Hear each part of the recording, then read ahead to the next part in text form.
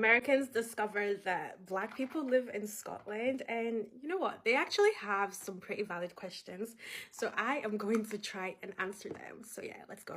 First question, someone said, is there a Popeyes? Yes, there is a Popeyes. We actually have two Popeyes, not one. We have two.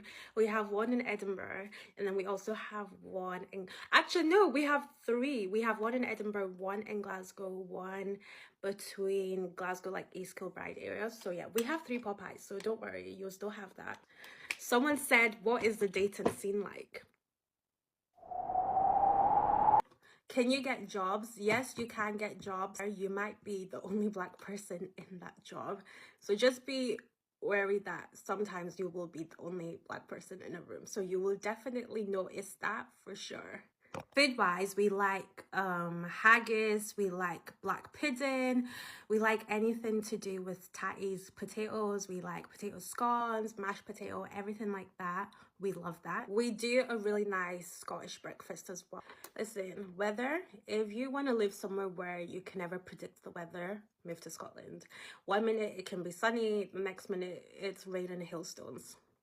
Whichever. Ceilidh dances are the most popular. So if you're ever at a wedding, at a function, everyone's going to do a Ceilidh dance. You have a live band. We're all getting in circles, going round. Search up Ceilidh dance. It's definitely really... Guys, there's something so cute happening right now on TikTok. Have you guys seen the Americans being fascinated over Black Scottish people? It's one of the best things I've seen. I'm not gonna lie, even I'm fascinated. I think there's something quite intriguing about a specific distinctive accent that you would usually recognize on a particular person, and suddenly finding that accent in someone that you completely don't think of when you hear that accent. It's so refreshing. It's so beautiful. And honestly, I love the fact that I am discovering how many Black Scottish people there are as well. Like, I'm watching, I'm like, oh my gosh, where have they been? And some of them are fine. By the way, my last video, so obviously that the racist on the woman in the train that was being racist, basically so many people have commented on that saying that I handled it really well. The Americans are calling me cousin here and cousin there, but when I go to America, there better be a bed waiting for me. Just remember that. You called me cousin. Hello guys, I hope you are doing super great, and today we are looking at this trend of Black Americans discovering the Scottish Black TikTok. And what I want to talk about is I'm fascinated by how the Scottish Black are responding to this, because they are actually very grateful to Black Americans. And that is what I have been saying. It is always nice when you see your fellow person of color and all you can see is love. And that is what I have seen in most of the videos from the Scottish Black. Thanks and kudos to them. And this is the unity of people of color that we want. When you see a person of color, you see love.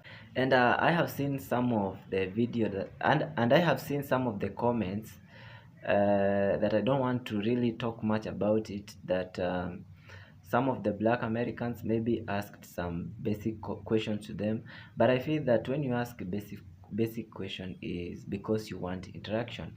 And actually the Black Scottish are not complaining, they are explaining things. I have a video here of a Black Scottish lady actually explaining the racism, whether they experience the kind of racism. Another lady explaining about their daily life, and it's actually nice to see this interaction. Let me know what you think about this trend of Black Americans discovering the Black Scottish TikTok. And of course, if you're watching us for the first time, please don't forget to subscribe. Don't forget to keep the conversation going in the comment section. Honestly, like, the best part of us Black Americans discovering Black Scottish people that is most amazing to me is that we can finally put on front and center that our education system sucks. Because baby, we did not know about y'all. Let me tell you something. I am learning so much right now. I've never wanted to go to Glasgow, whatever. I want to go. Like, it seems so lit over there. Everybody seems like they're just enjoying themselves. And, like, we're over here stressed, baby. Do y'all know why we're stressed? I don't know if y'all see our news. There's this big orange guy. Like, we are stressing. And I got to tell you, seeing y'all over there in Scotland, it's giving frolic. It's giving, we need to go over there. Like, I'm straight up hating. Like, yes, we have a million questions. What is the food like? I mean, like, where do y'all go and hang out? Like, we know nothing. Please tell us more. Like, I'm following every single person I see. Like, I'm like, please come pick us up. It's ghetto here. Confused when I had someone in my comments saying, cousin, hello cousin. I was like, what? And I went over For You page, and all I'm seeing is Americans hyping up black Scottish people. I think that's, I guess, so wholesome. Everyone deserves to be hyped up, regardless the colour, religion, whatever. Like, I love it, but I think it's just extra wholesome when it's like, when you like feel the experiences of growing up black and Scottish, or mixed race and Scottish, like myself, like you sometimes do struggle with that kind of like identity, and like it's just a bit of a, it's hard to explain. But yeah, like, living in Scotland is amazing, and I wouldn't want to be black and or mixed race or mixed heritage with any other country in the world, because we're the funniest people ever. That is bias, absolutely, but it's dead fun. But does it come without its cons as well? But it is also, it's cool for me to see like there are actually more black Scottish people than maybe I was aware of as well. It's a really, really cool thing, because it's like when you don't see a lot of people that maybe you share things with, or you have, that you feel represented in, like, you do sometimes feel a little bit isolated. But yeah, this is just a really cool trend, so I'm hyping on it. So hello Americans, how yous all doing? I've never been to America. Always been scared to go to America, to be honest, but yeah, yous all should come to Scotland. It's great. I think Scottish people are just known for being friendly, which is true, I think, of 90% of Scottish people. You're always going to have a minority who aren't, but we're not going to talk about them. We're talking about the positives of being Scottish, regardless of your skin colour. It's a privilege. Guys, the entertainment on that last post in the last 24 hours has been crazy. But welcome to Black Scottish TikTok. I'ma slow down so that y'all can understand me. My new transatlantic followers are having a hard time following along, at least that's what they're saying in the comments. So, let me answer some frequently asked questions. Number one, yes, I am black. Yes, I am Scottish. I am not Sassenach. I am not Irish. I am not Welsh. 43 years born and raised in Scotland. 100% Scotch beef right here. Anyway, I'm not sure how this got to America, me complaining about the weather. But welcome. Black Scottish TikTok isn't just me either. There's a number of Black Scottish creators, so I'm going to tag some. You can blow up their comment section as well, because the love from the US has been crazy. I'm going to accept Black Jamie. I've never actually seen Outlander. Don't cancel me for that. But if Book Talk decide I'm Black Jamie, the film rights, the book deals, I'll take them all. One thing I will ask, if you're looking for audiobooks, I'll read any story for the right price. Drop your price in the comments. I'll read the Gruffalo, and you can record that and use that as a bedtime story. But I hope everyone has a great day. At the end of the video, I said catchies, not catchies. It's catchy, as in catch you later. That's a welcoming and a goodbye greeting in Glasgow. So, as we say in Glasgow, catchies. So, I just opened TikTok and I look on my FYP. Apparently, Americans just found out that Black Scottish people existed. First of all, I didn't think Americans knew that Scottish people existed in general. From what I've heard, they just think all the people from the UK are one country. Yes, I am Scottish and I am black. The first introduction to Scottish people who were black for everyone might have been Ella from Love Island. Yes, we Scottish black people are just like regular people. We wake up, eat, drink. You know, a lot of Scottish people exist that are black. Just give us some time. Honestly, you'll get used to us in a jiffy, like really quick. I'm in Edinburgh right now, but I usually stay in Glasgow.